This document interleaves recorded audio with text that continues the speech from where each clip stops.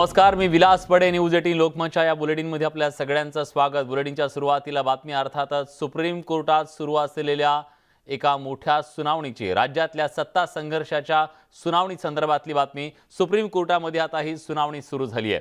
या सुनावणीमध्ये शिंदे गटाचं राजकीय भवितव्य ठरणार आहे. एकनाथ शिंदे गटातल्या 16 आमदारांना अपात्र ठरवण्याची मागणी करणारी याचिका शिवसेनेनं सुप्रीम कोर्टात दाखल केली. सरन्यायाधीश रमण्णा यांच्या अध्यक्षतेखालच्या त्रिसदस्यीय पीठाकडे ही सगळी सुनावणी सुरू आहे. मागच्या सुनावणीत सर्वोच्च न्यायालयानं दोन्ही बाजूने या प्रकरणात काय घटनात्मक मुद्दे ते सांगितलेले होते, मांडायला सांगितलेलं होतं, ते मांडले. आता ही सुनावणी सुरू झाली आहे. जोरदार युक्तिवाद पुन्हा एकदा सुरू झालेला आहे. सत्ता संघर्षात राज्यपालांची भूमिका नेमकी काय होती?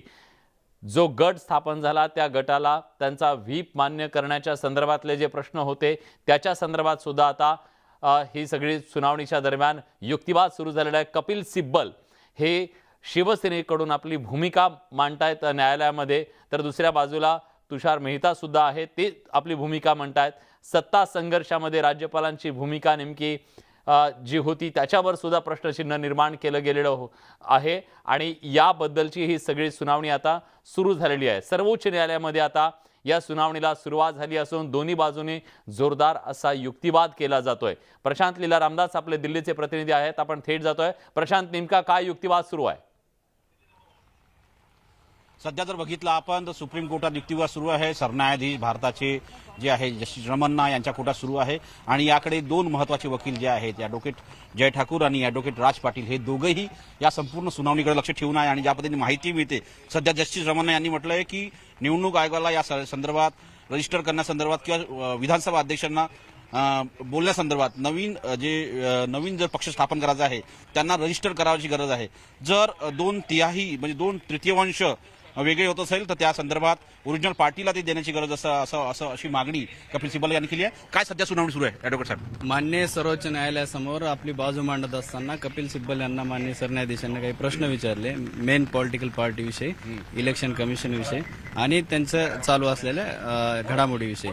त्यात कपिल सिब्बल आपले उत्तरं देत आहेत. त्यात कपिल सिब्बल हे उद्धव ठाकरे यांच्या शिवसेनेकडून अपीर झालेले आहेत. त्याचबरोबर मान्य सर्वोच्च न्यायालयात मान्य राज्यपालांकडून तुषार मेहता ही आपली बाजू मांडतील. त्याचबरोबर एकनाथ शिंदे यांच्याकडून हरीश साळवे अपीर झालेले असं प्रथमदर्शनी दिसतं. युक्तिवाद मात्र उद्धव ठाकरे यांच्या शिवसेनेकडून सध्या कपिल सिब्बल करत आहे. म्हणजे सुभाष देसाई यांची याचिका होती म्हणून त्यांना अधिकार मिळाला युक्तिवाद करण्याचा. पहिल्यांदा पिटिशनरला आपला अधिकार असतो, ते आपली बाजू मांडत असताना युक्तिवाद करत असतात.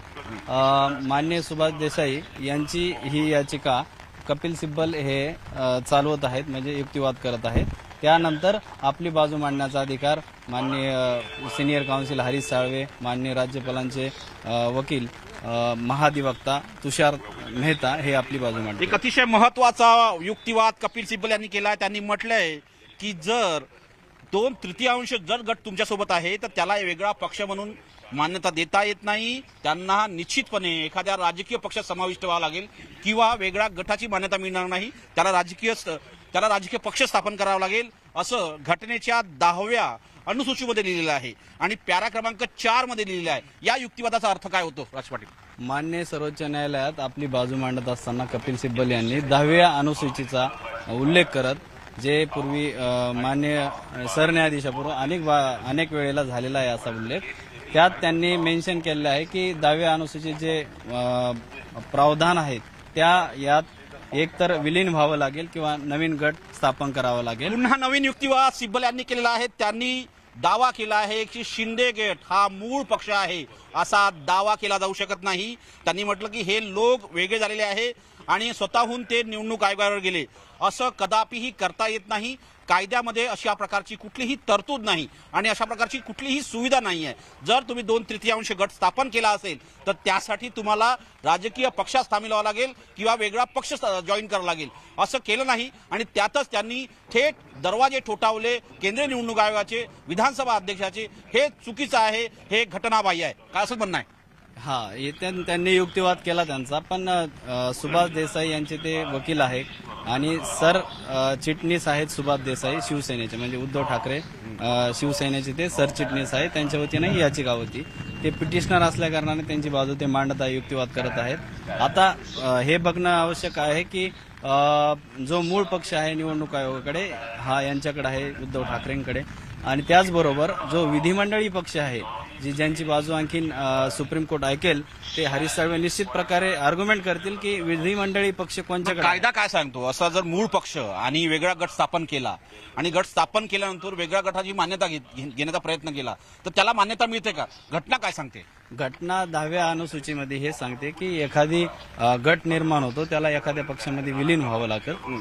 हे सांगत असताना मात्र घटनात्मक पेच प्रसंग ह्या मॅटरमध्ये उद्भवला असताना विधिमंडळी पक्ष आणि जो निवडणूक आयोगाकडे रजिस्टर पक्ष यावरच हे मुख्यतः मॅटर पहिल्यांदा त्याकरताच हे लीड मॅटर बनवण्यात आहे. कारण की इंटायर इश्यू सुभाष देसाई यांनी त्या याचिकेमध्ये घेतलेले आहे, त्यामुळे लीड मॅटर हे आहे. सध्या कोण सुनावणी करत आहे, कोणामुळे सुनावणी सुरू आहे, कोण युक्तिवाद करत आहे आणि कुठले कुठले वकील आहे? कारण की हरीश साळवे तुम्ही नाव घेतलं होतं. माननीय सर्वोच्च न्यायालयासमोर सरन्यायाधीशांचे बेंच आहे, त्यात 3 जजेस असतात. त्याचबरोबर उद्धव ठाकरे यांच्या गटाकडून कपिल सिब्बल म्हणजे सुभाष देसाईंकडून कपिल सिब्बल हे आर्ग्युमेंट करत आहेत. दुसऱ्यांदा हरीश साळवे हे एकनाथ शिंदेकडून आर्ग्युमेंट करतील. त्याचबरोबर माननीय राज्यपालांकडून Tushar Mehta solicitor general of India हे आर्ग्युमेंट करतील. महत्वाचं म्हणजे सिब्बल यांनी आता जुन्या एका निर्णयाचा उल्लेख केलेला आहे. त्याचा अर्थ त्यांनी स्पष्ट केलंय, कर्नाटका राज्याच्या संदर्भातील एका प्रकरणामध्ये ज्या प्रकारचा निर्णय आलाय त्या निर्णयात स्पष्ट करण्यात आलेला आहे की डिस्क्वालिफिकेशन लॉ जो आहे अशा लोकांवर लागू होऊ शकतो. कारण की यांनी अजूनही 1 महिन्यापेक्षा जास्त कालावधी झालेला आहे आणि अजूनही कुठलाही पक्ष जॉईन केला नाहीये. बरोबर आहे? प्रशांत सातत्यानं तुमच्याकडे जे अपडेट्स येत आहेत त्या अपडेट सातत्यानं तुम्ही सांगत राहा. कोणत्याही गटावर करण्यात येऊ नये असं मान्य सर्वोच्च न्यायालयाच्या निर्णयामुळे आतापर्यंत कोणती कारवाई किंवा गट त्यांनी जॉईन केला नाही. त्यांचं मूळ म्हणणं आहे की एकनाथ शिंदेचं मूळ म्हणणं आहे की माझाच पक्ष म्हणजे आमचीच पक्ष.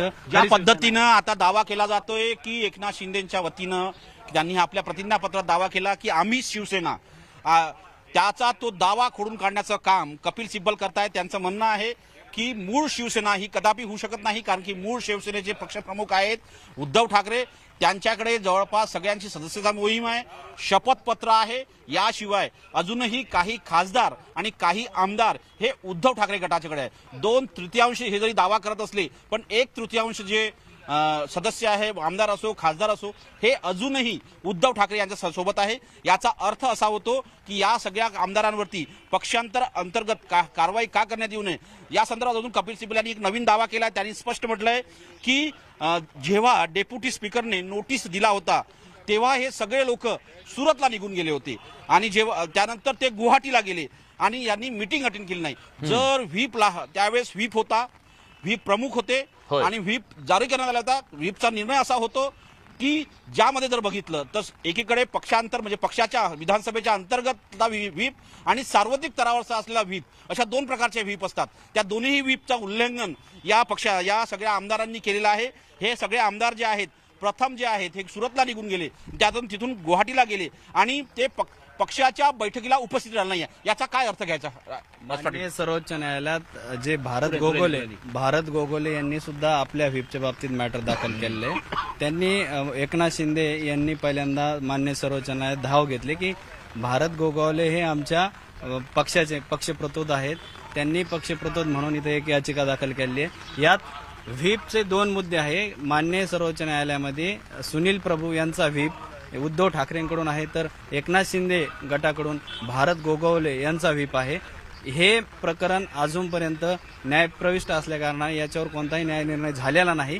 व्हीप कोणाचा हे दोन्ही बाजू आपापली बाजू मांडतील. म्हणजे वकील साहेबांनी स्पष्ट केलंय की युक्तिवाद सुरू आहे पण या घडीला निर्णय घेणं कठीण आहे. व्हीप कोणाचा झालेला या संदर्भात अजूनही युक्तिवाद सुरू आहे. कपिल सिब्बल म्हणतात की डेप्युटी स्पीकरनी च्या समोर जो नोटीस जारी करण्यात आला होता त्या बैठकीला ते उपस्थित राहिलं नाहीये. पक्षाने नोटीस दिला त्यासमोर उपस्थित राहिलं नाहीये. या दोनही नोटीसीकडे दुर्लक्ष केलं आणि जेव्हा ही अपात्रतेची कारवाई सुरू होती त्यावेळेस जर बघितलं तर विधानसभा हे उपाध्यक्षाकडे होती, असं असताना डेप्युटी स्पीकरकडे होती. असं असताना ज्या पद्धतीनं यांनी दुर्लक्ष केलं या संपूर्ण नोटीसकडे, हा एक प्रकारे कायद्याची मोडतोड करण्याचा प्रयत्न आहे असाही दावा कपिल सिब्बल यांनी केलाय. नक्कीच प्रशांत काही महत्वाचे अपडेट्स आहेत, आपण प्रेक्षकांपर्यंत पोहोचूया. त्याचं विश्लेषण करायला त्यांच्याकडे जाऊया. महत्वाचे अपडेट्स येत आहेत. आता या अपडेट्सनुसार शिवसैनिकच्या वकिलांनी दावा केलाय की बंडखोर गटाला विलिनीकरण किंवा नवीन पक्ष स्थापन करणं हे दोन पर्याय आहेत. या दोन पर्यायांच्या बद्दल त्यांनी विचार करावा असं सांगण्यात आलेलं आहे. सरन्यायाधीशांनी एक सवाल विचारलेला आहे. सरन्यायाधीश म्हणतात की याचा अर्थ बंडखोर गटाला भाजपमध्ये विलीन व्हावं लागेल किंवा नवीन पक्ष स्थापन करावा लागेल, हे दोन पर्याय आहेत का, तुम्ही तसं सुचवताय का? सरन्यायाधीशांचं हे वक्तव्य अतिशय महत्त्वाचं आहे आणि हे वक्तव्य बरंच काही सांगणार आहे. सरन्यायाधीश म्हणतात की बंडखोर गटाला भाजपमध्ये विलीन व्हावं लागेल किंवा नवीन पक्ष स्थापन करणं हे दोन पर्याय आहेत का? शिवसेनेच्या वकिलांचं असं म्हणणं आहे की ते मूळ पक्ष असल्याचा दावा करत असले तरी तो मान्य करता येणार नाहीये. त्यांनी निवडणूक आयोगापुढे पक्षात फूट पडण्याचं मान्य केलेलं आहे. निवडणूक आयोगामध्ये ते गेलेले आहेत, त्यामुळे त्यांच्यावरती कारवाई व्हावी असं त्यांचं म्हणणं आहे. ते मूळ पक्ष असल्याचा जे दावा करतायत तो मान्य करता येणार नाही. त्यांनी निवडणूक आयोगापुढे पक्षात फूट झाल्याचं मान्य केलंय. हे शिवसेनेच्या वकिलांनी आता कोर्टाच्या समोर सांगितलेलं आहे. जोरदार युक्तिवाद सुरू आहे. आता शिवसेनेकडून वकील म्हणून कपिल सिब्बल हे युक्तिवाद करतायत आणि या युक्तिवादात त्यांनी जे मुद्दे मांडले त्याला सरन्यायाधीशांनी प्रश्न विचारला की पक्षातील फूट हा त्यांचा बचावाचा मुद्दा होऊ शकत नाही. एक मोठं स्टेटमेंट आहे सरन्यायाधीशांचं. प्रशांत, महत्वाचं म्हणजे विशाल, आता कपिल सिब्बलनी एक दावा केला आणि त्या कपिल सिब्बलच्या दाव्यावरती खुद्द भारताच्या सरन्यायाधीशांनी प्रश्न विचारलेला आहे. जर बैठकीत सहभागी झाला नाही तर त्याला पक्षाची सदस्यता सोडता येते का, असं म्हणता येईल का, असा प्रश्न त्यांनी उपस्थित केला आहे. त्यावरती कपिल सिब्बल यांनी म्हटलंय की त्यांनी पक्षाची सदस्यता सोडली आहे, त्यामुळे त्यांनी एक वेगळा व्हीप नियुक्त केला आहे आणि त्यांनी एक वेगळा आपला दलाचा नेता देखील नियुक्त केला आहे. हे अतिशय जर बघितलं आपण तर हे अतिशय महत्वाचं आहे की जे जस्टिस भारताचे सरन्यायाधीश आहेत ते प्रश्न विचारताय तर त्याला उत्तर देखील कपिल सिब्बल देत आहे. विशाल, नक्कीच जोरदार असा हा सगळा युक्तिवाद सुरू आहे. कपिल सिब्बल जेव्हा हा सगळा युक्तिवाद करतायत, या युक्तिवादामध्ये मुख्यत्वे करून यांच्यावर कारवाई व्हावी आणि त्या संदर्भात कारवाई करत असताना काय मुद्दे आहेत, कुठल्या मुद्द्यांच्या आधारे त्यांच्यावर कारवाई होऊ शकते सांगितलं जात आहे. सरन्यायाधीशांनी जेव्हा प्रश्न विचारला की का तुम्ही बैठकीमध्ये त्याच्या सहभागी न होणं म्हणजे त्यांनी सदस्यता सोडलेली आहे का, तर त्याला कपिल सिब्बल यांनी जे उत्तर दिलेलं आहे त्यात आता दुसरा एक मुद्दा समोर आलेला आहे. तो म्हणजे जे निवडून आलेले आहेत तर निवडून आलेल्या सदस्यांनी पक्षाचं म्हणणं हे ऐकायला हवं का. तर गुवाहाटीमध्ये जे सगळे गेलेले होते आणि तिथं त्यांनी जी पार्टी बनवली किंवा वेगळा गट केला त्याच्या संदर्भात सुद्धा काही प्रश्न उपस्थित केलेले आहेत. प्रशांत, बरोबर आहे विलास. जर बघितलं आता कपिल सिब्बलनं पुन्हा एक दावा केलेला आहे.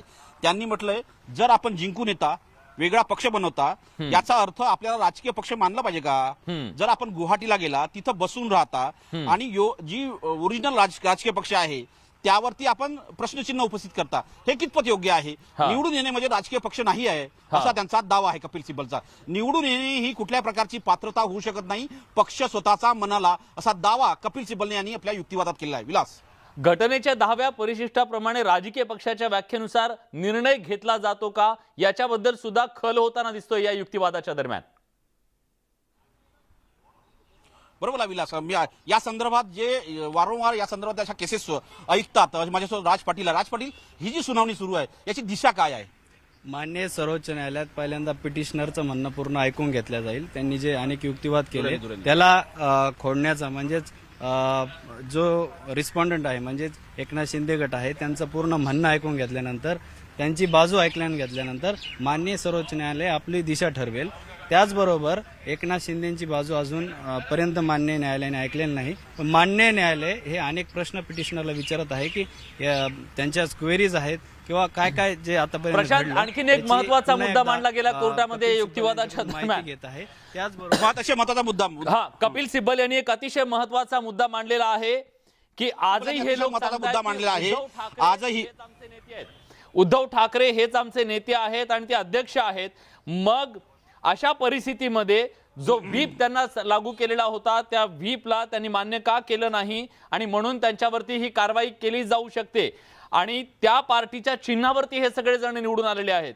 मूळ पक्ष असल्याचा जो दावा ते करतायत, दुसऱ्या बाजूला ज्या चिन्हावर ते निवडून आलेले आहेत त्यांचा व्हीप ते मान्य करत नाहीयेत. त्यामुळे जो पक्षांतर बंदी कायदा आहे त्या कायद्यानुसार यांच्यावर कारवाई करण्याची मागणी आज कपिल सिब्बल यांनी केलेली आहे। एकूणच 16 आमदारांवर अपात्रतेची कारवाई झाली पाहिजे ही त्यांची भूमिका दिसते युक्तिवादात।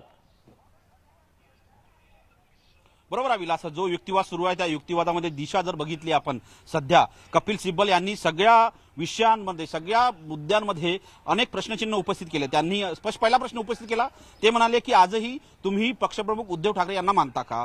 दुसरा म्हटलंय जर तुम्ही वेगळे झाले तर तुम्ही त्या व्हीपच्या विरोधात गेले का? जर विरोधात गेले तर आपल्यावर कारवाई का करण्यात आली नाहीये? जर कारवाई करण्यात आली नाही तर आपल्याकडे निवडणूक चिन्ह कसं होऊ शकतं? हे सगळं पक्षांतर बंदी अंतर्गत कायद्याअंतर्गत हे सगळे तरतुदी आहेत। या तरतुदी असताना आपण असा कसा दावा करू शकता की मूळ पक्ष आपला आहे जर पक्षप्रमुख उद्धव ठाकरे यांना मानता आपण आणि दुसरीकडे म्हणता की आमचे आता प्रमुख एकनाथ शिंदे आहे? हे बोलण्याने होत नाही, यासाठी राजकीय नियम आणि घटनात्मक तरतुदी असायला हव्या असा प्रकारचा दावा सिब्बल करत आहे। विलास बरोबर आहे। आणि आता त्यांनी हा सुद्धा मुद्दा उपस्थित केलेला आहे की या गटाकडून आजही उद्धव ठाकरेंना अधिकृत पक्षाचा अध्यक्ष म्हणून मान्यता दिलेली आहे।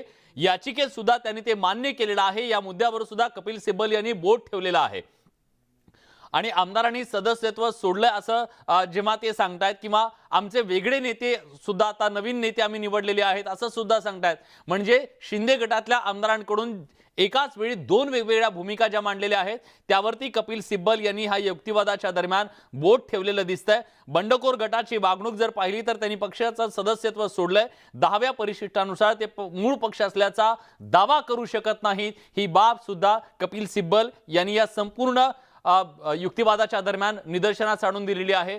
त्यामुळे कपिल सिब्बल यांच्या या युक्तिवादाच्या माध्यमातून एक गोष्ट स्पष्ट होतीये की पक्षांतर बंदी कायद्याचं उल्लंघन या सर्व सदस्यांनी केलेलं आहे, त्यामुळे त्यांच्यावर कारवाई होणं गरजेचं आहे। जो दावा त्यांच्याकडून केला जातो की आम्ही पक्ष सोडलेला नाहीये, आम्ही फक्त आमचा नेता बदललेला आहे, आम्ही आमचं नेतृत्व बदललेलं आहे, 2/3 पेक्षा जास्त लोकांचं सदस्यत्व आमच्याकडे आहे किंवा संख्या आमच्याकडे आहे, त्या संख्येच्या बळावर आम्ही आमचा नेता बदललेला आहे। पण आता सुप्रीम कोर्ट त्याच्याबद्दलचा काय निर्णय देतं हे पाहणं महत्त्वाचं असेल। पण आता जो युक्तिवाद केला गेलेला आहे त्या युक्तिवादाच्या दरम्यान कपिल सिब्बल यांनी एक अतिशय महत्त्वाचा मुद्दा मांडलेला आहे, तो म्हणजे उद्धव ठाकरे हेच आमचे नेते आहेत एका बाजूला ते सांगतायत आणि दुसऱ्या बाजूला आम्ही आमचा नेता बदललेला आहे असंही ते सांगतायत। त्यामुळे त्यांच्यावरती कारवाई होणं गरजेचं आहे। ते वेगळा पक्ष किंवा मूळ पक्ष आमचा आहे हा दावा करू शकत नाहीत। हा युक्तिवाद सुद्धा कपिल सिब्बल यांनी आजच्या या सगळ्या युक्तिवादाच्या दरम्यान केलेला आहे आणि त्यांना पक्षाच्या बैठकीला बोलावलं होतं पण ते सुरत आणि गुवाहाटीला गेले। त्यांनी उपाध्यक्षांना पत्र लिहून त्यांचा गटनेता नेमला, म्हणजे एकतर त्यांनी व्हीप मान्य केला नाही, दुसरं त्यांनी शहर सोडलं, ते गुवाहाटीला गेले, तिथं जाऊन बसले आणि मूळ पक्षाला ते आव्हान देत होते। त्याचबरोबर त्यांनी त्यांचा स्वतःचा गटनेता सुद्धा नेमला, हे सुद्धा त्यांनी सांगितलेलं आहे। प्रशांत महत्वाचं म्हणजे विलास जर बघितलं त्यांनी ज्या पद्धतीने दावा करताय की शिवसेनेचे वकील जे आहे ते दावा करताय व्हीप हा राजकीय पक्ष आणि संसदीय पक्षांना जोडणारा दुवा आहे। जर तुम्ही व्हीप बदलला तर व्हीप बदलण्याचा अर्थ काय होतो राज पाटील? व्हीप हे दोन्ही आपापल्या गटाकडून अपॉइंट केल्यामुळे हे माननीय सर्वोच्च न्यायालयात व्हीपचा मुद्दा डिसाईड व्हायचा बाकी आहे आणखी, पण तोपर्यंत दोन्ही गटाला संरक्षण देण्याचं काम माननीय सर्वोच्च न्यायालयाने केलं। तर व्हीप जेव्हा डिसिजन होईल तर एका बाजूला कोणातरी सफर व्हावं लागेल, कारण की कोणाचा व्हीप खरा त्यावरच ते पुढचे निर्णय अवलंबून असतील। आपला आपला युक्तिवाद करत असताना म्हणजेच सुभाष देसाई यांची जी केस आहे ती केस हेच सांगते की ती इंटायर प्रोसिजर त्यांनी चॅलेंज केलेली आहे। त्या प्रोसिजरमध्ये त्यांनी शिवसेना हा मुख्य पक्ष आहे हे सांगण्याचा मुख्यपणे प्रयत्न केलेला आहे आपल्या युक्तिवादातून। त्यात त्यांनी जे निवडणूक आयोगाकडे मूळ पक्ष आहे रजिस्टर त्यावर भाष्य केले, त्याने अनेक क्वेश्चन केले त्यावर मान्य न्यायालयाने सुद्धा त्याचं समाधान करण्याचं काम बी मान्य सिब्बल यांनी केलेलं आहे। तोपर्यंत आपण हे ठरवू शकत नाही, तोपर्यंत एकनाथ शिंदेची बाजू आहे की जोपर्यंत हा युक्तिवाद जो आहे हा युक्तिवाद या कपिल सिब्बलचा युक्तिवाद संपेल त्यानंतर शिंदे गटाचा युक्तिवाद म्हणजे हरीश साळवे असो किंवा मग सोबतच बघितलं नवीन कोल असो यांचा युक्तिवाद सुरू होईल, त्यानंतर या केसची दिशा निश्चित होऊ शकते। बिलकुल एकनाथ शिंदे यांची बाजू ऐकल्यानंतरच मान्य न्यायालय त्याच्यावर त्यांनाही काही प्रश्न विचारू शकते आणि मान्य राज्यपालांचे जे महाधिवक्ता वकील आहेत इथे त्यांनाही प्रश्न विचारू शकते, तुषार मेहता यांना, हरीश साळवे यांना। सध्या काय सुरू आहे?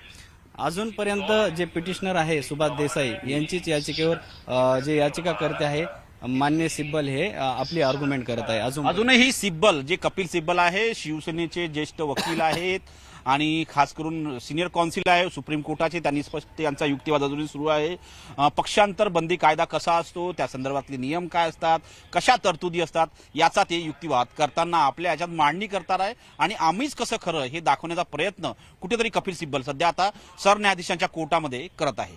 विलास यांनी आणखीन एक महत्वाचा मुद्दा मांडलेला आपण प्रेक्षकांपर्यंत पोहोचूया.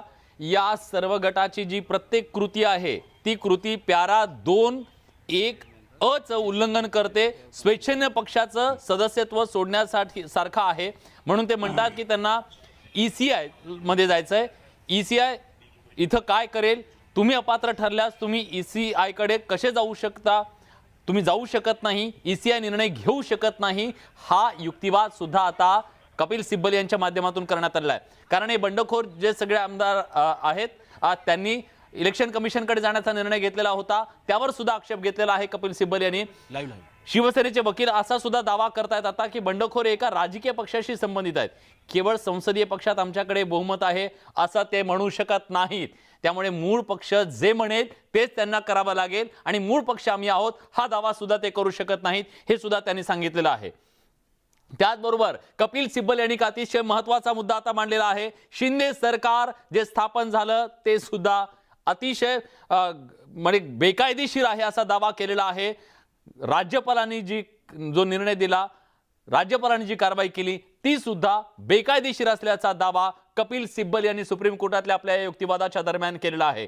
बंडखोर गटाचे सदस्य आजही उद्धव ठाकरे हेच आपले अध्यक्ष असल्याचं एका बाजूला सांगतात, दुसऱ्या बाजूला आम्ही नवा नेता निवडला असं सांगतायत. या मुद्द्यावर त्यांनी बोट ठेवलेला आहे आणि त्याचबरोबर त्यांनी हे सुद्धा स्पष्ट केलेलं आहे की महाराष्ट्रामध्ये जे शिंदे सरकार स्थापन झालेलं आहे ते पूर्णपणे बेकायदेशीर आहे. शिंदे सरकार स्थापन करत असताना राज्यपालांनी जी कृती केली ती सुद्धा बेकायदेशीर असल्याचा दावा, युक्तिवाद आज सुप्रीम कोर्टामध्ये कपिल सिब्बल यांच्याकडून केला जातोय. जे लाईव्ह आता तिथं सगळं सुरू आहे ते आम्ही तुमच्यापर्यंत पोहोचवतोय. कपिल सिब्बल पुढे असं म्हणतायत, जर ते पक्षांतर करणारे असतील तर त्यांनी पक्षाचं सदस्यत्व सोडलं तेव्हा त्यांच्या वर्तनाशी ते संबंधित असेल, त्यामुळे यापुढील सर्व कार्यवाही बेकायदेशीर ठरेल. सभापती, मुख्यमंत्री पदाची निवडणूक, हाऊस ऑफ कॉलिंग हे सगळं काही बेकायदेशीर ठरणार आहे. कारण यांचं वर्तन बेकायदेशीर होतं, त्यामुळे आता सरकार स्थापनेच्या संदर्भातल्या ज्या काही गोष्टी घडलेल्या आहेत या सुद्धा बेकायदेशीर असल्याचा दावा, युक्तिवाद कपिल सिब्बल यांच्या माध्यमातून सुप्रीम कोर्टामध्ये केला जातोय. कपिल सिब्बल असं म्हणतायत की हे सर्व बेकायदेशीर असेल तर महाराष्ट्र सरकारचे सगळे निर्णय बेकायदेशीर आहेत, निरर्थक आहेत, लोकांच्या नशिबावर परिणाम करणारे आहेत आणि या प्रकरणाची ही निकड आहे. म्हणून ही अतिशय गंभीर असल्याची बाब सुद्धा कपिल सिब्बल आता कोर्टाच्या समोर ही बाब निदर्शनास आणून देत आहेत. पहिल्यांदा त्यांनी सांगितलं की ह्या सगळ्यांवरती जी कारवाई होणं गरजेचं आहे कारण यांचं वर्तन चुकीचं आहे. यांच्या वर्तनाच्या संबंधी बाकी सगळ्या ज्या कारवाया झाल्या, जे सरकार स्थापन झालं ते बेकायदेशीर आहे. सभापती, मुख्यमंत्री पदाची निवडणूक हे सगळं बेकायदेशीर असल्याचा दावा सुद्धा केला जातोय. हे जर सरकार स्थापनच बेकायदेशीर झालेलं असेल तर मग बेकायदेशीर ठरतात ते सरकारचे निर्णय सुद्धा. अतिशय महत्वाच्या मुद्द्याला त्यांनी हात घातलेला आहे. प्रशांत, विलास, जर बघितलं आता अतिशय महत्वाचा मुद्दा पुढे आलेला आहे आणि आता युक्तिवाद जो आहे तो खास करून हरीश साळवे जे आहेत ते युक्तिवाद करीत आहे. म्हणजे याचा अर्थ असा होतो की कपिल सिब्बल यांचा युक्तिवाद संपलेला आहे आणि हरीश साळवे काय युक्तिवाद करतात हे माझ्यासोबत वकील जे आहेत त्याच्याकडून जाणून घेऊया. काय हरीश साळवेचा युक्तिवाद, पहिला युक्तिवाद काय त्यांचा? मान्य हरीश साळवेने युक्तिवाद सुरू केला, पण मध्येच आणखीन उद्धव ठाकरे यांचे वकील अभिषेक मनु सिंघवी आणि कपिल सिब्बल यांनी आणखीन एकदा पुन्हा आर्ग्युमेंट सुरू केली.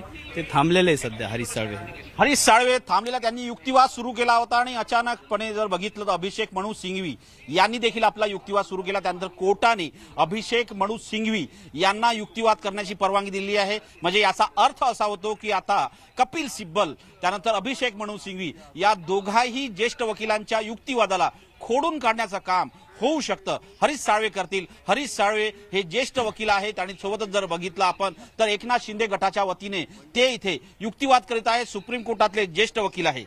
विलास, नक्कीच कपिल सिब्बल यांनी जे मुद्दे मांडलेले आहेत त्याच्यात सगळ्यात महत्त्वाचं त्यांनी हे सांगितलेलं आहे की या सगळ्यांवर कारवाई करणं गरजेचं आहे. 16 आमदारांवरची जी अपात्रतेची कारवाई आहे ती होणं अतिशय गरजेचं आहे आणि त्यांच्यावर जर कारवाई झाली तर मग पुढे ज्या सगळ्या घटना घडलेल्या आहेत सरकार स्थापन करण्याच्या संदर्भातल्या, कारण राज्यपालांची कृती सुद्धा बेकायदेशीरच आहे, सरकार सुद्धा बेकायदेशीर आहे आणि सरकारनं घेतलेले निर्णय सुद्धा बेकायदेशीर आहेत. आपल्या वागणुकीतून त्यांनी पक्षाचं सदस्यत्व सोडलेलं आहे, ते अपात्र असल्यानं निवडणूक आयोगाकडे जाण्याचा त्यांना अधिकार नाही. ही सुद्धा बाब आता कपिल सिब्बल यांनी न्यायालयाच्या समोर सांगितलेली आहे. राज्यपालांनी दिलेली शपथ, राज्याचे मुख्यमंत्री, सभागृहाची बैठक, अध्यक्षांची निवडणूक सगळं बेकायदेशीर असल्याचा दावा हा कपिल सिब्बल यांनी सुप्रीम कोर्टाच्या समोर सांगितलेला आहे. त्यामुळे सुप्रीम कोर्टाच्या समोर जो युक्तिवाद केला जातोय त्यानुसार एकूणच या सगळ्या 16 जणांवरती कारवाईच्या बरोबरच इतर सुद्धा जे महत्त्वाचे मुद्दे आहेत सरकार स्थापनेच्या संदर्भातले त्यावर सुद्धा त्यांनी बोट ठेवलेला आहे. अमित मोडक आमचे इनपुट हेड आता आपल्या सोबत आहेत, आपण थेट त्यांच्याकडे जाऊया. अमित, ज्या प्रकारचा युक्तिवाद आता कपिल सिब्बल यांनी केलेला, जवळपास त्यांचा युक्तिवाद पूर्ण झालेला आहे, त्यांनी स्पष्टपणे हे सांगितलेलं दिसतंय की हे सगळं तुम्ही जे केलेलं आहे कृती आहे ती तुम्हाला कायद्याच्या कसोटीत टिकणारी नाहीये आणि तुम्ही हे चुकीचं केलेलं आहे. या सगळ्याबद्दल त्यांनी कारवाई व्हावी अशी मागणी केली आहे.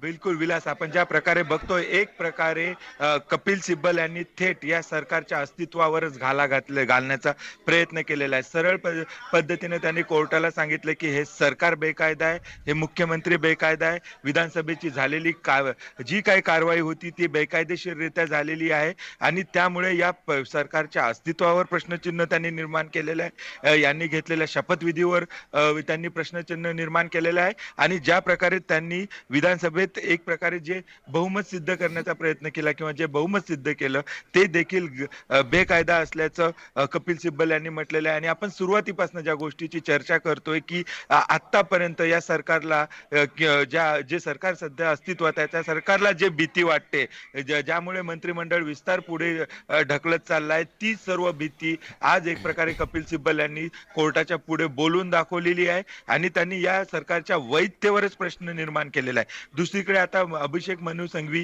जे उद्धव ठाकरे यांच्या गटाचे वकील आहेत त्यांनी पण थेट असं म्हटलंय की हे जे आमदार फुटून बाहेर पडले शिवसेनेतून, यांच्या पुढे मर्जर शिवाय कुठल्याही प्रकारचा पर्याय मर्जर शिवाय याच्यामध्ये एक अभिषेक मनु सिंघवींचं स्टेटमेंट आलेलं आहे. अभिषेक मनु सिंघवी असं त्याच्यात म्हणतात की विलिनीकरण हा एकमेव बचाव त्यांच्याकडे उपलब्ध आहे आणि ते त्यावर दावा करत नाहीयेत. हे इंटरेस्टिंग आहे असं ते म्हणतात. म्हणजे ठाकरे गटाला सुद्धा हे वाटतं की त्यांनी विलीन व्हावं.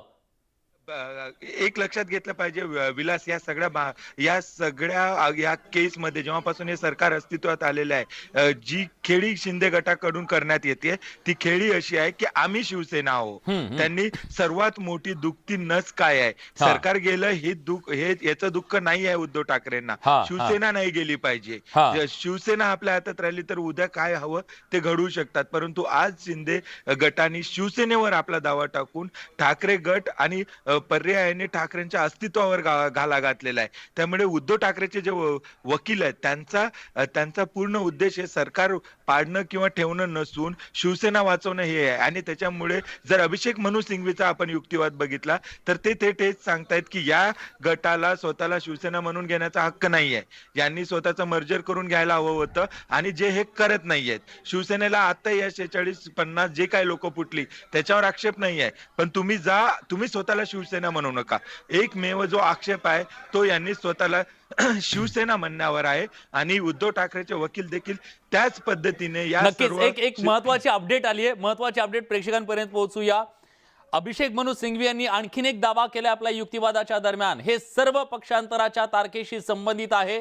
जे काही घडलेलं आहे ते 21 जून पासून पूर्वलक्षीपणे लागू होईल आणि विषारी झाडाची फळं चवदार असू शकत नाहीत असं स्टेटमेंट त्यांनी केलेलं आहे. अभिषेक मनु सिंघवी यांनी खरं पक्ष असल्याचं इलेक्शन कमिशनकडून जाहीरनामा मागून सर्व कायदेशीर करण्याचा प्रयत्न केला जातोय असा सुद्धा दावा अभिषेक मनु सिंघवी यांच्याकडून केला जातोय. कारण शिंदे गटानं इलेक्शन कमिशनकडे दाद मागितलेली होती, तिकडे ते गेलेले होते आणि त्या माध्यमातून गेम प्लॅन म्हणजे केवळ महाराष्ट्रात सरकार चालवणं नाही तर इलेक्शन कमिशनच्या कडून काही आदेश मिळवून सध्याच्या कार्यवाहीला विलंब करून कायदेशीरपणा मिळवणं हा डाव असल्याचा सुद्धा युक्तिवाद अभिषेक मनु सिंघवी यांच्याकडून करण्यात आलेला आहे। एक मोठं स्टेटमेंट त्यांनी केलेलं आहे, विषारी झाडाची फळं चवदार असू शकत नाहीत असं म्हणत त्यांनी पक्षांतर बंदी कायद्यातून वाचण्यासाठी म्हणून ज्या प्रकारचा गेम प्लॅन केला जातोय तो गेम प्लॅन आहे हे कोर्टाच्या निदर्शनास आणून देण्याचा प्रयत्न आता त्यांनी केलाय। आणि या सगळ्यामध्ये एक महत्त्वाचं स्टेटमेंट सरन्यायाधीशांनी केलंय, जी काही कृती किंवा उदाहरणं घेतली गेली आहेत आणि जर ती बेकायदेशीर घोषित केली गेली तर सर्व काही पुन्हा संबंधित होईल। त्यामुळे इलेक्शन कमिशन ऑफ इंडियाची भूमिका काय असू शकते हा सवाल सरन्यायाधीशांनी उपस्थित केलेला आहे। तर सिंघवींनी त्यावर उत्तर दिलेलं आहे, अधिकार क्षेत्रात ते इलेक्शन कमिशनला शक्य नाही, त्यामुळे सुप्रीम कोर्टाने त्याच्याबद्दल निर्णय घ्यावा असं कदाचित त्यांचं म्हणणं आहे। अभिषेक मनु सिंघवी पुढे असं म्हणतात की बंडखोरांनी दुसऱ्या पक्षात विलीन होणं हा एकमेव पर्याय आहे। पक्षांतर बंदी कायदा धाब्यावर बसवला गेलेला आहे, त्यामुळे त्यांच्यावरती कारवाई होणं गरजेचं आहे। अभिषेक मनु सिंघवी यांच्याकडून सध्या युक्तिवाद सुप्रीम कोर्टामध्ये केला जातोय आणि त्या युक्तिवादाच्या दरम्यान सरन्यायाधीशांनी एक महत्त्वाचा प्रश्न त्यांना विचारला, जी काही कृती किंवा उदाहरणं घेतली गेली आहेत आणि जर ती बेकायदेशीर घोषित केली गेली तर सर्व काही पुन्हा संबंधित होईल। त्यामुळे इलेक्शन कमिशन ऑफ इंडियाची भूमिका काय असू शकते असा सवाल तेव्हा सरन्यायाधीशांनी जेव्हा विचारलाय तेव्हा सिंघवींनी सांगितलंय की अधिकार क्षेत्रात ते इलेक्शन कमिशनच्या शक्य नाहीये, ते करू शकत नाहीयेत, त्यामुळे अप्रत्यक्षरित्या ते असं सांगतायत की तुम्ही हे करा। आता त्यांचा युक्तिवाद थांबलेला आहे, अभिषेक मनु सिंघवींचा युक्तिवाद संपलेला आहे। जाताना ते असं म्हणाले की 21 जून पासून प्रलंबित असलेल्या आमच्या तक्रारीवर सभापतींनी बोटही हलवलेलं नाही, परंतु सभापती यांच्या तक्रारीवर तत्परतेने कारवाई केली जाते। अपात्रतेचा निर्णय घेणारा सभापती पूर्व नियोजित निकालापेक्षा वाईट आहे। आता हरीश साळवे जे शिंदे गटाचे वकील आहेत त्यांचा युक्तिवाद सुरू झालेला आहे। अभिषेक मनु सिंघवी यांचा युक्तिवाद संपल्याच्या नंतर आता हरीश साळवे हे युक्तिवादाला उभे राहिलेले आहेत आणि त्यांनी आता युक्तिवाद करायला सुरुवात केलेली आहे।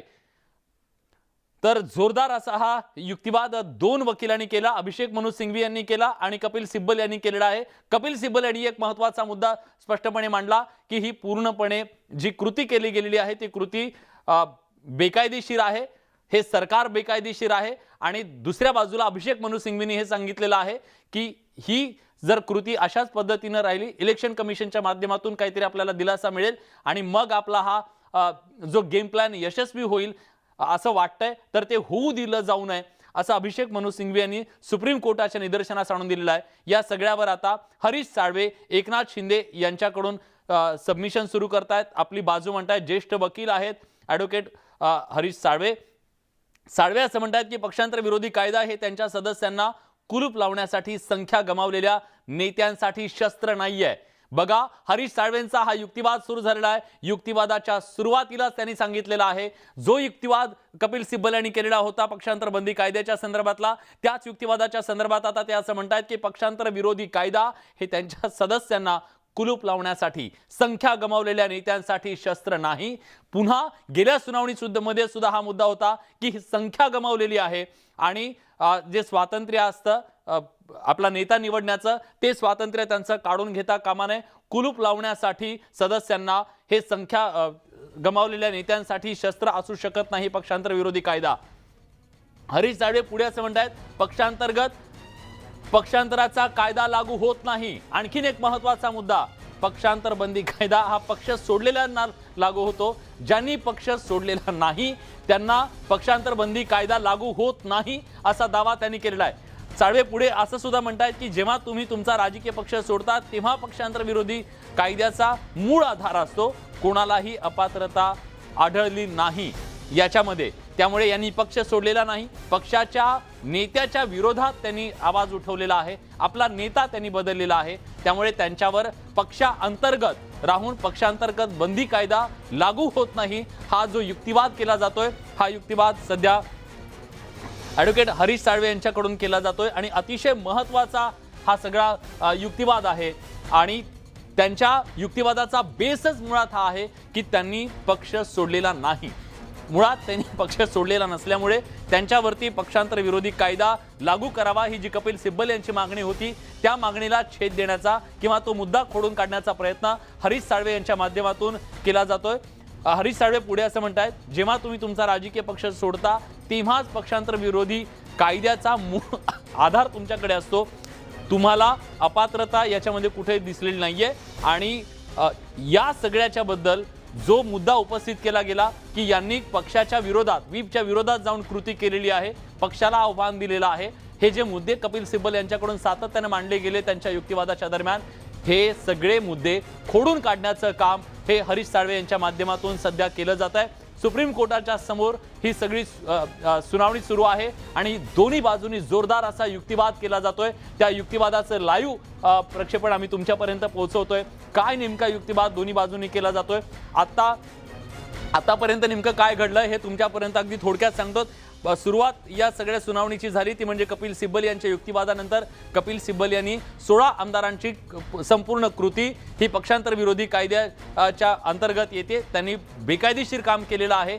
त्यानंतर हे सरकार बेकायदेशीर आहे, मुख्यमंत्री बेकायदेशीर, अध्यक्ष बेकायदेशीर आहे, त्यांनी घेतलेले निर्णय बेकायदेशीर आहेत असं म्हणत हे सगळं बेकायदेशीर ठरवण्याची मागणी त्यांनी केलेली आहे। पण दुसरा मुद्दा अभिषेक मनु सिंघवींनी मांडलेला आहे की यांच्या पुढे पर्याय आहे की विलीन होणं कुठल्या तरी पक्षामध्ये जाऊन, पण तो मुद्दा घेतला जात नाही, त्याचा विचार केला जात नाही। पक्षांतर विरोधी कारवाईला सामोरं जायला हे तयार आहेत, पण हे दुसऱ्या पक्षात विलीन होत नाहीत असं म्हणत अभिषेक मनु सिंघवी यांनी जो गेम प्लॅन आहे तो गेम प्लॅन सांगण्याचा प्रयत्न केला। त्यांचं असं म्हणणं आहे की निवडणूक आयोगाच्या माध्यमातून कुठेतरी दिलासा मिळवण्याचा प्रयत्न या संपूर्ण प्रक्रियेमध्ये दिसतोय आणि सुप्रीम कोर्टाने याला कुठेतरी निर्बंध घातले पाहिजे, सुप्रीम कोर्टाने हे ठरवलं पाहिजे की या संदर्भात नेमकं काय करायचं आहे। हरीश साळवे यांचा युक्तिवाद सध्या सुरू आहे आणि या युक्तिवादामध्ये हरीश साळवे यांनी स्पष्टपणे सांगितलेलं आहे की पक्षाच्या अंतर्गत जर तुम्ही एखादी भूमिका घेतलेली असेल, तुम्ही पक्ष सोडलेला नसेल तर तुम्ही पक्षांतर्गत विरोधी कायदा, पक्षांतर बंदी कायदा जो आहे त्याच्या अंतर्गत तुमच्यावर कारवाई होऊ शकत नाहीये, तुम्ही पक्षात राहून ही सगळी भूमिका म्हणताय। मुख्यमंत्र्याच्या कार्यपद्धतीवर समाधानी नसलेले आणि बदल घडवणारे आमदार मोठ्या संख्येने असतील तर नेतृत्वाची नवी स्पर्धा असावी, ते म्हणू शकत नाहीत का, असा सुद्धा सवाल हरीश साळवे यांनी विचारला। हरीश साळवे यांच्याकडून पहिला मुद्दा मांडला गेला जे म्हणजे पक्षात राहून ते त्यांनी भूमिका बदलली, त्यांचा नेता त्यांनी बदललेला आहे। राजकीय पक्ष, कुठलाही राजकीय पक्ष त्यांच्या या सदस्यांना ज्यांच्याकडे संख्या नाहीये अशा लोकांना ते कुलूप बंद करू शकत नाहीयेत, हा सुद्धा मुद्दा त्यांनी मांडला। आणि त्याचबरोबर आता ते पुढे असं म्हणतायत की मुख्यमंत्र्यांच्या कार्यपद्धतीवर समाधानी नसलेले आणि बदल घडवणारे आमदार मोठ्या संख्येने असतील तर नेतृत्वाची नवी स्पर्धा असावी, असं ते का म्हणू शकत नाहीत, त्यांना तो प्रश्न विचारण्याचा अधिकार नाहीये का, हा सवाल सुद्धा हरीश साळवे यांच्याकडून विचारला जातोय। हरीश साळवे यांचा आतापर्यंतचा सगळा युक्तिवाद जर बघितला तर एक गोष्ट स्पष्टपणे लक्षात येते की त्यांचं असं म्हणणं आहे की त्यांच्यावर जी कारवाई केली जाते, जावी अशी मागणी केली जाते, त्याच्यात ते बसत नाहीयेत। पुन्हा प्रशांत लीला रामदास आपले प्रतिनिधी आहेत, आपण त्यांच्याकडे जाऊयात। हरीश साळवेंच्या युक्तिवादाबद्दल काय म्हणाल तुम्ही? आपण ज्या पद्धतीने माहिती मिळते आणि ज्या पद्धतीने घडामोडी सुरू आहे या घडामोडीमध्ये बघितलं तर हरीश साळवे जे युक्तिवाद करतात त्यामध्ये अनेक महत्वाच्या उल्लेख करतात, महत्वाच्या मुद्द्यांचा, तरतुदीचा उल्लेख करतात।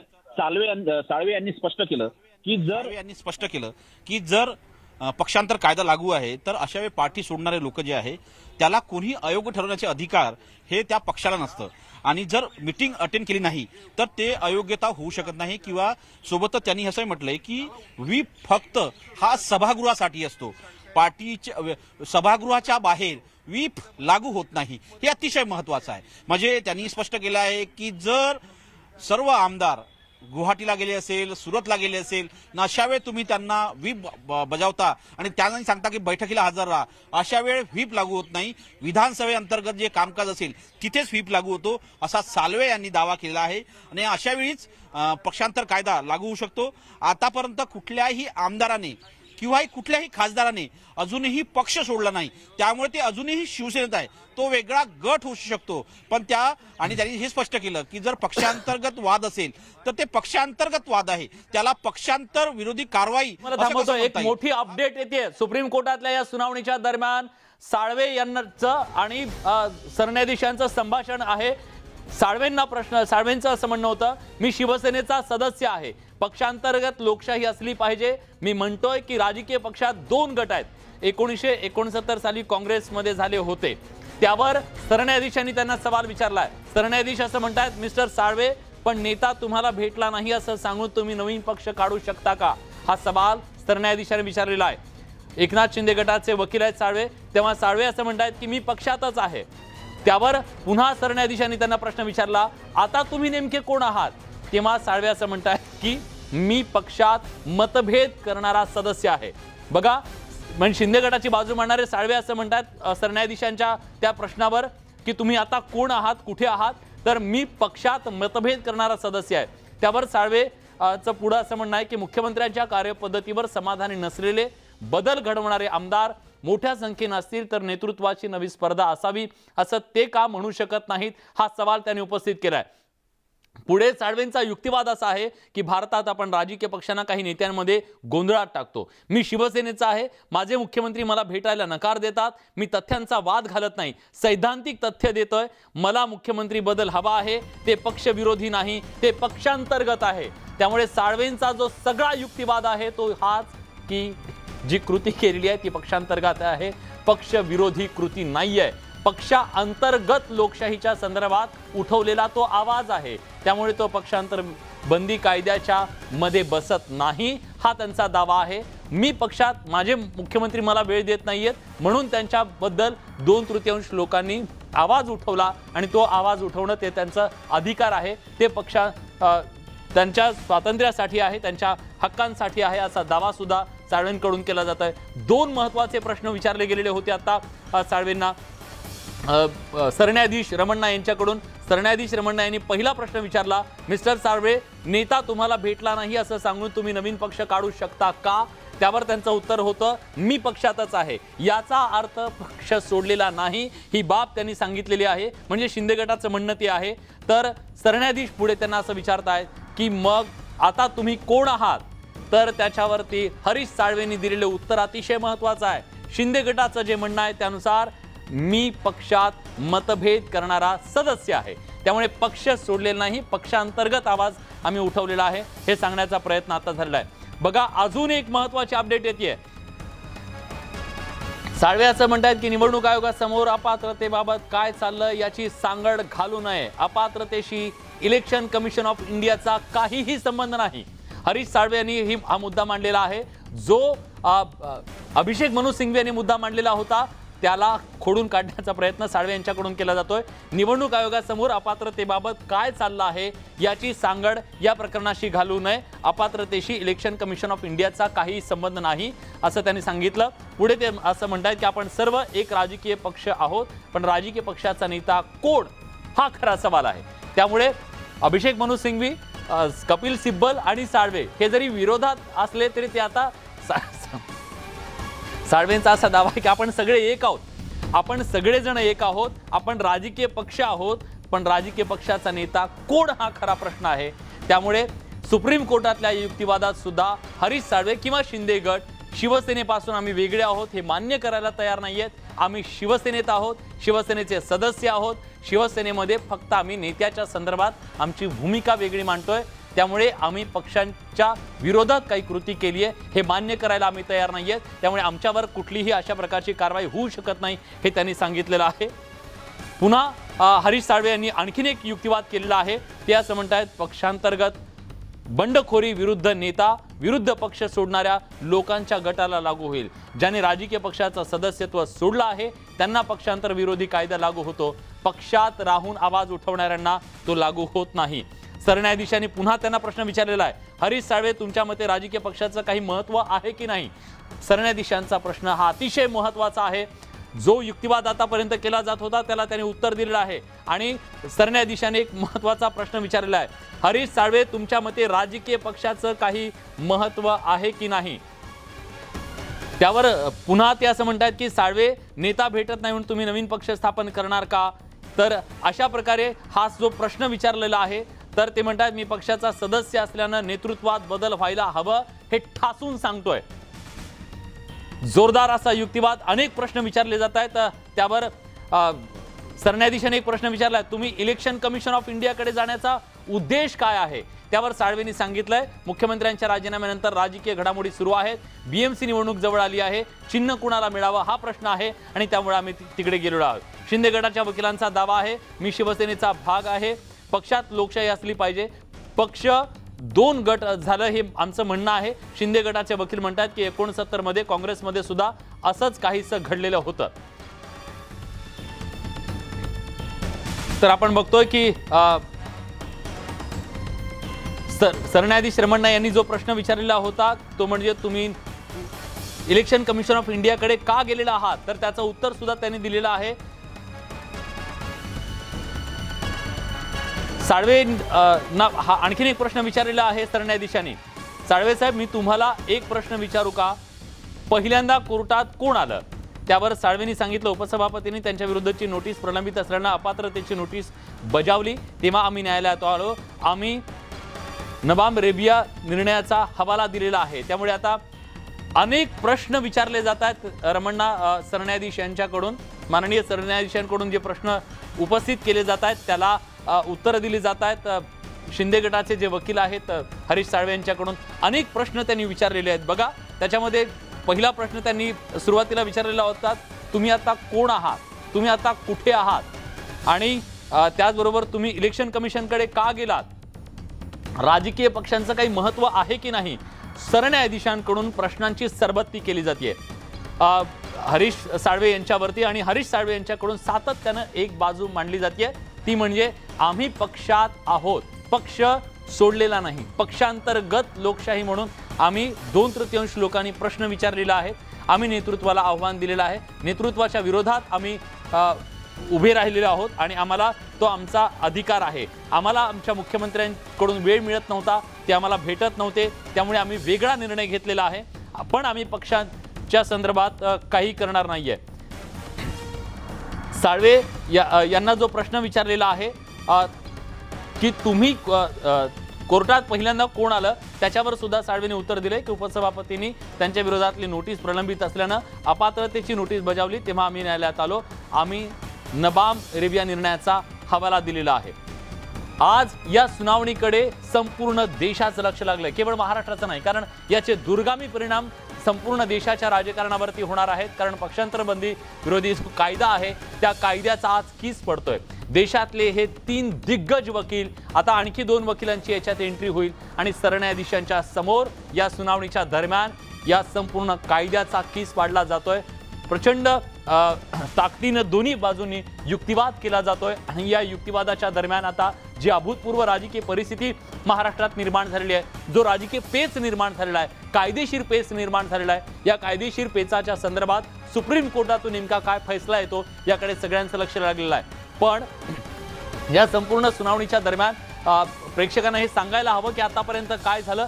आतापर्यंत तिघांच्या सुनावणी या युक्तिवादाच्या दरम्यान तिघांनी युक्तिवाद केलेला आहे. कपिल सिब्बल यांनी सुरुवातीचा युक्तिवाद केला की 16 जणांवर पक्षांतर बंदी विरोधी कायद्यानुसार त्यांच्यावर कारवाई करा.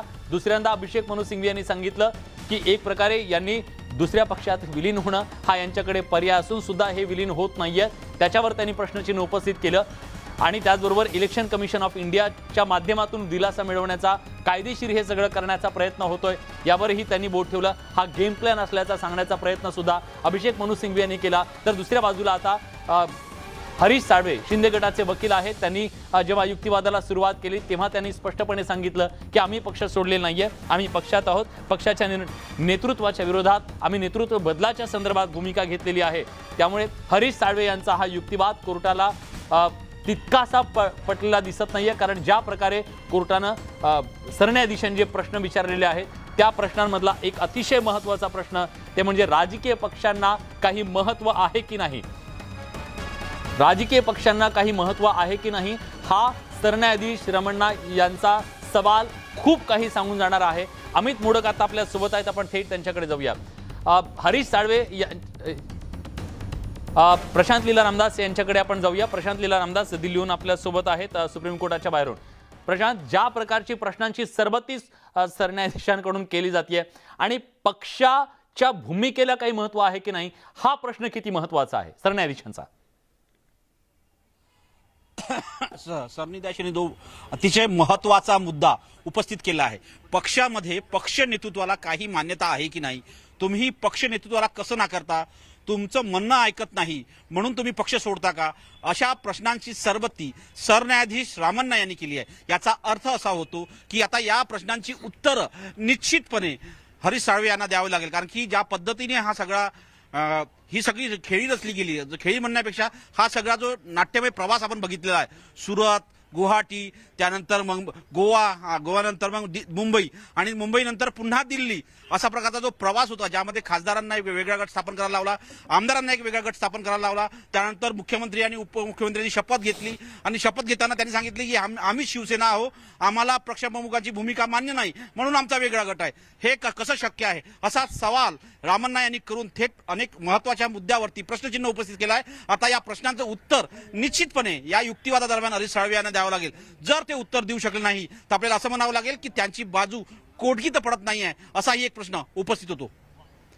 निश्चितच आपल्या प्रेक्षकांसाठी आता आपण सांगूया की सुप्रीम कोर्टामध्ये आज सर्वोच्च सुनावणी सुरू आहे. महाराष्ट्रातल्या अभूतपूर्व अशा राजकीय पेच प्रसंगावरती जो पेच प्रसंग निर्माण झालेला आहे शिवसेनेमध्ये झालेल्या बंडाच्या नंतर 40 पेक्षा जास्त आमदारांनी बंडाचं निशाण फडकावून पक्षाच्या संदर्भात जी भूमिका घेतलेली होती, वेगळी भूमिका त्यांनी घेतलेली होती आणि राज्यात सत्तांतर घडलं. या सगळ्याला आव्हान दिलेलं आहे. 4 वेगवेगळ्या याचिकांच्या माध्यमातून या याचिकांवरती सुप्रीम कोर्टामध्ये सध्या सुनावणी सुरू आहे आणि सगळ्यात महत्त्वाची जी भूमिका घेतली गेलेली आहे शिवसेनेकडून ती म्हणजे 16 जे आमदार आहेत ज्यांच्यावर ज्यांना नोटीस दिली गेलेली होती अपात्रतेच्या संदर्भातली, तर ती नोटीस पुढे त्यांच्यावर कारवाई करावी, त्यांना अपात्र करावा अशी मागणी करणारी ही याचिका एका बाजूला आहे. दुसऱ्या बाजूला जो गटनेता निवडला गेलेला आहे त्याला आव्हान दिलं गेलेलं आहे. त्याचबरोबर आता सर्वोच्च न्यायालयामध्ये वेगवेगळे जे प्रश्न आहेत त्याच्यामध्ये राजकीय संघर्षाची सुनावणी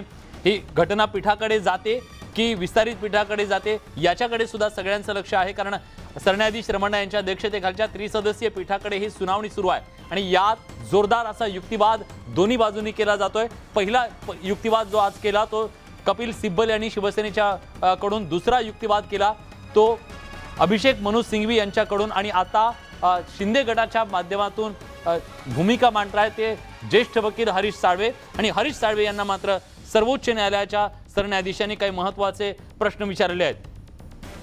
त्याच्यामध्ये एक प्रश्न असा आहे, सर्वोच्च न्यायालयाचे सरन्यायाधीश रमण्णा यांनी प्रश्न विचारला की तुम्ही निवडणूक आयोगाकडे नेमकं कशासाठी गेला होतात, निवडणूक आयोगाकडे का गेलात, हा सवाल त्यांनी उपस्थित केला होता. जर तुम्ही एकाच पक्षात आहात, एकत्रित आहात, तर मग तुम्ही निवडणूक आयोगाकडे का गेलात हा प्रश्न सर्वोच्च न्यायालयाच्या सरन्यायाधीशांनी विचारला. तेव्हा जे उत्तर दिलेलं आहे साळवेंनी ते असं म्हणतात की आम्हाला निवडणुकीला सामोरं जायचं आहे, आमच्या पक्षामध्ये 2 गट पडलेत, हे जवळपास स्पष्ट आहे, आम्हाला ते मान्य आहे आणि BMCच्या पुढे निवडणुका आहेत आणि त्यामुळे आम्हाला चिन्हाच्यासाठी म्हणून कुठल्या चिन्हावर निवडणूक लढवायची याच्यासाठी म्हणून आम्हाला निवडणूक आयोगाकडे जावं लागलेलं आहे आणि त्याच्या संदर्भात आम्ही ती भूमिका घेतलेली असं त्यांनी सांगितलेलं आहे. एक आणखीन महत्त्वाचा मुद्दा सरन्यायाधीशांनी असाही विचारला की तुम्ही म्हणता की आधी तुम्ही कोर्टामध्ये आलात आणि कोर्टानं 10 दिवस पुढे ही तारीख ढकलली, आता हे मुद्दे आमच्या समोर असताना सभापतींनी ठरवावा अशी तुमची भूमिका पुन्हा बदललेली आहे. त्यावर साळवे असं म्हणतायत की 10 दिवसांचा फायदा झाला असं मी म्हणत नाही, असंही त्यांनी सांगितलेलं आहे.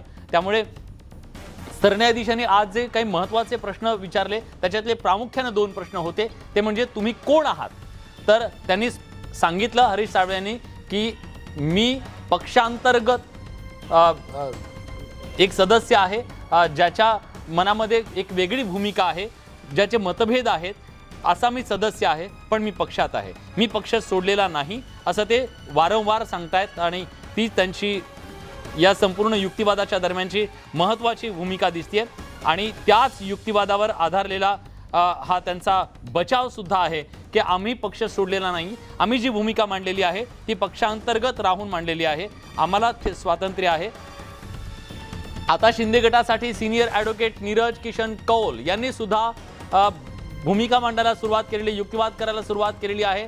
आम्ही इथं आलो याचं कारण धमकीचा गंभीर मुद्दा होता, इथं संरक्षण देण्यात आलं हा मुद्दा सुद्धा मांडला जातोय.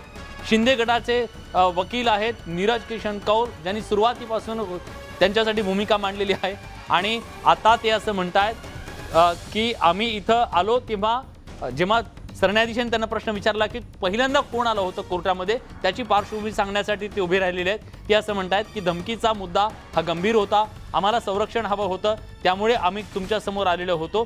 त्यावर सरन्यायाधीश असं म्हणतायत, नबाम रेबिया हा 2016चा निर्णय होता. कर्नाटकच्या निकालात आम्ही त्याचा विचार केला आणि आधी उच्च न्यायालयाकडे जावं लागेल असं सांगितलं. त्यामुळे पुन्हा एकदा या आधीच्या सुनावणीमध्ये सुद्धा सरन्यायाधीशांनी हा प्रश्न उपस्थित केलेला होता, कोर्टानं प्रश्न उपस्थित केला होता, तुम्ही डायरेक्ट सुप्रीम कोर्टामध्ये कसे काय आलात.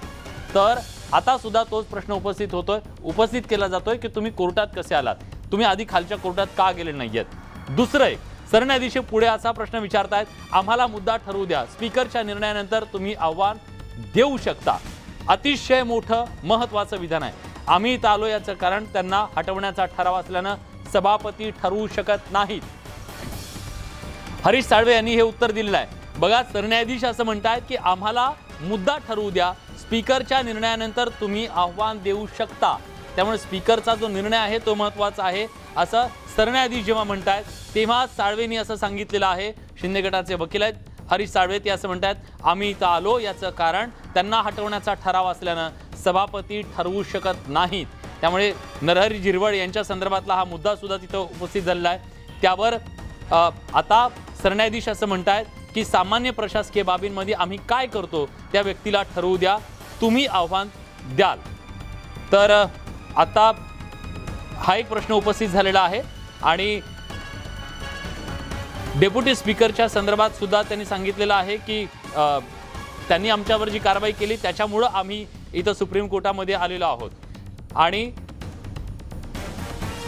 त्या सगळ्याला आम्ही आव्हान दिलेलं आहे असं त्यांनी सांगितलेलं आहे. त्यामुळे सरन्यायाधीश अनेक प्रश्न सध्या विचारतायत साळवे यांना. आता नरहरी झिरवळ यांनी अविश्वास प्रस्ताव त्यांच्या विरोधात आहे त्याच्याबद्दलचा सुद्धा मुद्दा इथं उपस्थित झालेला आहे. झिरवळ यांनी जी कारवाई केलेली आहे, जी नोटीस दिलेली आहे, ती कशी बेकायदेशीर आहे हे सुद्धा सांगण्याचा प्रयत्न सध्या केला जातो शिंदे गटाच्या वकिलांकडून. ते स्वतःच प्रश्नांकित झालेले आहेत, स्वतः त्यांच्यावरच अविश्वास प्रस्ताव आहे, त्यामुळे त्यांच्या कारवाईच्या संदर्भातला मुद्दा येत नाही असंही ते बेकायदेशीर ठरतं असंही सांगण्याचा प्रयत्न सध्या केला जातोय. आणि सरन्यायाधीश त्याच्याबद्दलचा प्रश्न विचारतायत की आम्हाला मुद्दा ठरवू द्या, स्पीकरच्या निर्णयानंतर तुम्ही त्याला आव्हान देऊ शकता. त्यावर साळवेने असं सांगितलंय की आम्ही इथं आलो याचं कारण म्हणजे त्यांना हटवण्याचा ठराव आहे, त्यामुळे सभापती ठरवू शकत नाही. हा सुद्धा एक अतिशय महत्त्वाचा मुद्दा त्यांनी सांगितलेला आहे. कारण तत्कालीन सभापती, ज्या सभापतींवरती अविश्वास प्रस्ताव होता, त्यामुळे ते अपात्रतेच्या संदर्भातला कुठलाही निर्णय घेऊ शकत नाहीत असा युक्तिवाद केला जातोय. आणि त्या युक्तिवादाच्या संदर्भात सुद्धा सरन्यायाधीश रमण्णा यांच्याकडून काही प्रश्न उपस्थित केले जात आहेत. सामान्य प्रशासकीय बाबींमध्ये आम्ही काय करतो त्या व्यक्तीला ठरवू द्या आणि तुम्ही आव्हान द्याल असाही मुद्दा तिथं मांडला गेलेला आहे सरन्यायाधीशांकडून. सरन्यायाधीशांनी हे स्पष्टपणे सांगितलेलं आहे की तुम्ही इथं कशासाठी नेमका आलेला होता त्याचा प्रश्न विचारल्यानंतर त्यांनी सांगितलेला आहे.